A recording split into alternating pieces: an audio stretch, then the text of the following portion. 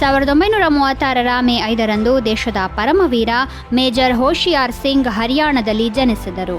ಅವರು ಬಸಂತರ್ ಯುದ್ಧಕ್ಕೆ ಹೆಸರುವಾಸಿಯಾಗಿದ್ದಾರೆ. ಈ ಯುದ್ಧದಲ್ಲಿ ಗಾಯಗೊಂಡ ನಂತರವೂ ಅವರು ತಮ್ಮ ತುಕಡಿಯನ್ನು ಮುನ್ನಡೆಸಿದರು ಮತ್ತು ಪಾಕಿಸ್ತಾನಿ ಸೈನ್ಯವನ್ನು ಹಿಂದಕ್ಕೆ ಓಡಿ ಹೋಗುವಂತೆ ಮಾಡಿದರು. 1971 ಡಿಸೆಂಬರ್ 15ರಂದು ಭಾರತ ಪಾಕಿಸ್ತಾನ ಯುದ್ಧದ ಸಮಯದಲ್ಲಿ ಮೇಜರ್ ಹೋಶಿಯಾರ್ ಸಿಂಗ್ ನೇತೃತ್ವದ ಗ್ರೆನೇಡಿಯರ್ ರೆಜಿಮೆಂಟ್ನ 3ನೇ ಬೆಟಾಲಿಯನ್ಗೆ ರಾವಿಯ ಉಪನದಿಯಾದ ಬಸಂತರ್ ನದಿಯ ಮೇಲೆ ಸೇತುವೆಯನ್ನು ನಿರ್ಮಿಸುವ ಜವಾಬ್ದಾರಿಯನ್ನು ನೀಡಲಾಯಿತು. ಭಾರತೀಯ ಸೇನೆಯನ್ನು ತಡೆಯಲು ಪಾಕಿಸ್ತಾನ ಅಲ್ಲಿ ಭಾರೀ ಕಟ್ಟೆಚ್ಚರ ವಹಿಸಿತ್ತು. ಅಂತಹ ಸಂದರ್ಭದಲ್ಲಿಯೂ, ಅಂದರೆ ಪ್ರತಿಕೂಲ ಪರಿಸ್ಥಿತಿಗಳ ನಡುವೆಯೂ ಸಹ ಮೇಜರ್ ಹೋಶಿಯಾರ್ ಸಿಂಗ್ ಅವರ ತುಕಡಿ ಮುಂದುವರಿಯಲು ನಿರ್ಧರಿಸಿತು. ಎರಡು ಸೇನೆಗಳ ನಡುವೆ ಘೋರ ಯುದ್ಧ ನಡೆಯಿತು. ಅದರ ನಂತರ 1971 ಡಿಸೆಂಬರ್ 17ರಂದು ಪಾಕಿಸ್ತಾನಿ ಸೇನೆಯು ಮತ್ತೊಮ್ಮೆ ಬೃಹತ್ ದಾಳಿಯನ್ನು ಪ್ರಾರಂಭಿಸಿತು. ಆ ದಾಳಿಯಲ್ಲಿ ಹೋಶಿಯಾರ್ ಸಿಂಗ್ ಗಂಭೀರವಾಗಿ ಗಾಯಗೊಂಡರೂ ಕೂಡ ಸೈನಿಕರನ್ನು ಹುರಿದುಂಬಿಸುತ್ತಲೇ ಇದ್ದರು. ಯಾವ ಅಡೆತಡೆಯೂ ಅವರನ್ನು ತಡೆಯಲಾರದಾಗಿತ್ತು. ಅವರು ಶತ್ರು ಸೈನ್ಯದ ಮೇಲೆ ಎಷ್ಟು ವೇಗದಲ್ಲಿ ದಾಳಿ ಮಾಡಿದರು ಎಂದರೆ ಪಾಕಿಸ್ತಾನದ ಸೈನ್ಯವು ಭಾರೀ ವಿನಾಶವನ್ನು ಎದುರಿಸಬೇಕಾಯಿತು. ಹೋಶಿಯಾರ್ ಸಿಂಗ್ ಅವರು ಕದನ ವಿರಾಮ ಘೋಷಣೆಯಾಗುವವರೆಗೂ ಪಾಕಿಸ್ತಾನಿ ಸೇನೆಯ ವಿರುದ್ಧ ಹೋರಾಟ ಮುಂದುವರೆಸಿದ್ದರು. ಹೋಶಿಯಾರ್ ಸಿಂಗ್ ಅವರ ಅದಮ್ಯ ಧೈರ್ಯಕ್ಕಾಗಿ ಪರಮವೀರ ಚಕ್ರವನ್ನು ನೀಡಲಾಯಿತು. ಹೋಶಿಯಾರ್ ಸಿಂಗ್ ಅವರು ಸಂಪೂರ್ಣ ಸಮರ್ಪಣೆಯೊಂದಿಗೆ ದೇಶಕ್ಕೆ ಸೇವೆ ಸಲ್ಲಿಸಿದರು ಮತ್ತು ಸೈನ್ಯದಿಂದ ಬ್ರಿಗೇಡಿಯರ್ ಆಗಿ ನಿವೃತ್ತರಾದರು. ಅವರು 1998 ಡಿಸೆಂಬರ್ 6ರಂದು ನಿಧನರಾದರು. 2017 ಮೇ 5ರಂದು ಹೈಕೋರ್ಟ್ನ ಮೊದಲ ಮಹಿಳಾ ಮುಖ್ಯ ನ್ಯಾಯಮೂರ್ತಿ ಲೀಲಾ ಸೇಠ್ ಅವರು ನೋಯ್ಡಾದಲ್ಲಿ ನಿಧನರಾದರು. ಆಕೆಯನ್ನು ಮದರ್ ಆಫ್ ಲಾ ಎಂದು ಕರೆಯುತ್ತಾರೆ.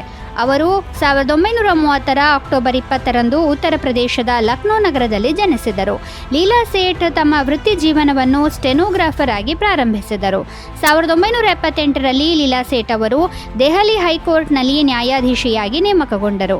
ನಂತರ ಹಿಮಾಚಲ ಪ್ರದೇಶ ಹೈಕೋರ್ಟ್ನ ಮುಖ್ಯ ನ್ಯಾಯಮೂರ್ತಿಯಾಗಿ ನೇಮಕಗೊಂಡರು. ಭಾರತದ ಇತಿಹಾಸದಲ್ಲಿ ಮೊಟ್ಟಮೊದಲ ಬಾರಿಗೆ ಮಹಿಳೆಯೊಬ್ಬರು ಹೈಕೋರ್ಟ್ ಮುಖ್ಯ ನ್ಯಾಯಮೂರ್ತಿಯಾದರು. ನಿರ್ಭಯ ಸಾಮೂಹಿಕ ಅತ್ಯಾಚಾರದ ನಂತರ ರಚಿಸಲಾದ ನ್ಯಾಯಮೂರ್ತಿ ವರ್ಮಾ ಸಮಿತಿಯ ಭಾಗವಾಗಿಯೂ ಲೀಲಾ ಸೇಠ್ ಇದ್ದರು. 2017 ಮೇ 5ರಂದು ಭಾರತೀಯ ಬಾಹ್ಯಾಕಾಶ ಸಂಶೋಧನಾ ಸಂಸ್ಥೆ ದಕ್ಷಿಣ ಏಷ್ಯಾ ಉಪಗ್ರಹ GSAT-9 ಅನ್ನು ಉಡಾವಣೆ ಮಾಡಿತು. 2230 kg ತೂಕದ ಈ ಉಪಗ್ರಹವನ್ನು ಶ್ರೀಹರಿಕೋಟಾದಿಂದ GSLV F9 ರಾಕೆಟ್ ಮೂಲಕ ಉಡಾವಣೆ ಮಾಡಲಾಯಿತು. ಈ ಉಡಾವಣೆಯ ಯಶಸ್ಸನ್ನು ಪ್ರಕಟಿಸಿದ ಪ್ರಧಾನಿ ನರೇಂದ್ರ ಮೋದಿ ಅವರು ಸಾಮಾಜಿಕ ಮಾಧ್ಯಮ ಪ್ಲಾಟ್ಫಾರ್ಮ್ Xನಲ್ಲಿ ಪೋಸ್ಟ್ ಮಾಡಿದ್ದರು ಮತ್ತು ದಕ್ಷಿಣ ಏಷ್ಯಾದ ಉಪಗ್ರಹದ ಯಶಸ್ವಿ ಉಡಾವಣೆ ಐತಿಹಾಸಿಕ ಕ್ಷಣವಾಗಿದೆ. ಇದು ದಕ್ಷಿಣ ಏಷ್ಯಾ ಮತ್ತು ನಮ್ಮ ಪ್ರದೇಶಕ್ಕೆ ಹೆಚ್ಚು ಪ್ರಯೋಜನವನ್ನು ನೀಡುತ್ತದೆ ಎಂದು ಹೇಳಿದ್ದರು. ನೇಪಾಳ, ಭೂತಾನ್, ಬಾಂಗ್ಲಾದೇಶ, ಮಾಲ್ಡೀವ್ಸ್, ಶ್ರೀಲಂಕಾ ಮತ್ತು ಅಫ್ಘಾನಿಸ್ತಾನ ಸೇರಿದಂತೆ ಭಾರತಕ್ಕೆ ದೂರಸಂಪರ್ಕ ಸೌಲಭ್ಯಗಳನ್ನು ಒದಗಿಸುವುದು ಈ ಉಪಗ್ರಹದ ಕೆಲಸವಾಗಿತ್ತು. 1961 ಮೇ 5ರಂದು ಅಮೆರಿಕನ್ ಗಗನಯಾತ್ರಿ ಅಲೆನ್ ಶೆಫರ್ಡ್ ಫ್ಲೋರಿಡಾದಿಂದ ಫ್ರೀಡಮ್ 7 ಬಾಹ್ಯಾಕಾಶ ನೌಕೆಯಲ್ಲಿ ಹಾರಿದರು. ಇದು ಬಾಹ್ಯಾಕಾಶಕ್ಕೆ ಅಮೆರಿಕದ ಮೊದಲ ಪ್ರಯಾಣವಾಗಿತ್ತು ಮತ್ತು ಅಲೆನ್ ಈ ಪ್ರಯಾಣದ ಭಾಗವಾಗಿದ್ದ ಮೊದಲ ಅಮೆರಿಕನ್. 3 ದಿನಗಳ ನಂತರ ನಾಸಾ ಕೂಡ ಅವರಿಗೆ ವಿಶಿಷ್ಟ ಸೇವಾ ಪದಕವನ್ನು ನೀಡಿ ಗೌರವಿಸಿತು.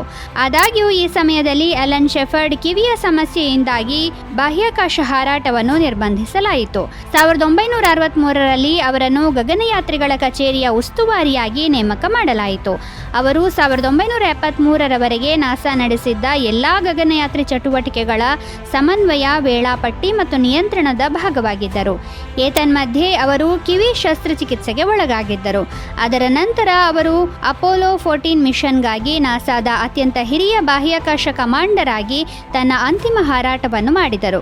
ಚಂದ್ರನಲ್ಲಿಗೆ ತಲುಪಿದ ನಂತರ ಅವರು ಚಂದ್ರನ ಮೇಲೆ ಗಾಲ್ಫ್ ಆಡಿದ್ದರು. ಅಪೋಲೋ 14 ಚಂದ್ರನ ಮೇಲ್ಮೈಯಲ್ಲಿ ಅಧಿಕೃತವಾಗಿ ಇಳಿದ ಮೊದಲ ವೈಜ್ಞಾನಿಕ ಕಾರ್ಯಾಚರಣೆಯಾಗಿದೆ.